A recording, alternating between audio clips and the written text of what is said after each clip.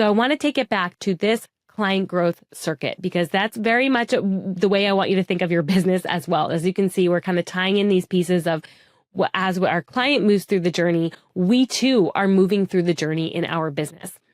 Now, one thing I want to say is that with the client growth circuit and with having multiple kind of products for the same exact client that's in different phases of their journey, you don't have to create all of those products at once. So a lot of people will say, well, okay, I can't release this because I don't have the next step ready yet. That is okay. And actually, I would encourage you to only release the first step first. So that might be just your first product. Like, get rolling with that. What does that actually look like for you to bring in clients?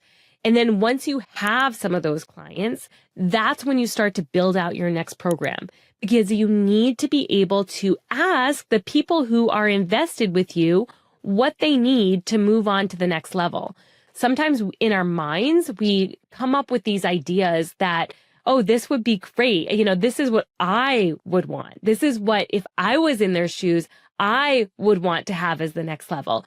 But here's the thing. It's not about us. It's about your client. And though you may know your client very well, because it could potentially be a past version of you, it still is incredibly important to collect data from multiple different people and be able to create the program that they are actually asking for, because times change. And with time, sometimes we forget how it felt at that point. And then sometimes there are just life is different.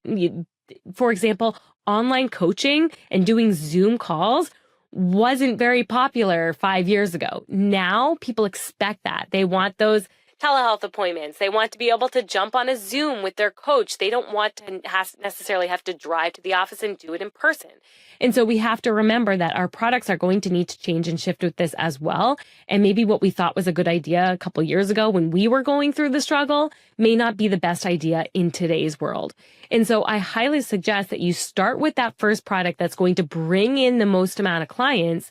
And once you start getting some traction there, you have to really go back and ask your clients, talk to them, have conversations with them, set up free Zoom 30-minute consults where you're giving them a little bonus coaching, but then you're also really asking them the questions that you need to know in order to build out your next level product. Create surveys, send out those surveys. You could potentially offer a bonus for people who are filling out those surveys, such as a 30-minute call if you can't think of anything else, right? Or it could be a food log review, whatever you have in your toolbox that you can use to kind of incentivize people to fill those things out so that you can collect the most amount of data as possible and go back, actually have those conversations with them. A live conversation is so much more valuable than just a survey. So you can start with the surveys and then move into a live conversation. Anytime that you let a client go, if they've completed their goal and you're kind of sending them off, make sure that you are speaking with them at minimum in a written format, but even better would be in live discussion, because with those discussions, a lot more detail will come out. You're going to get a lot more feedback and really be able to understand what it is that your client wants in order to continue on with you. Thank you for watching this short clip. To watch or listen to this episode in its entirety, view the description below. See you next time.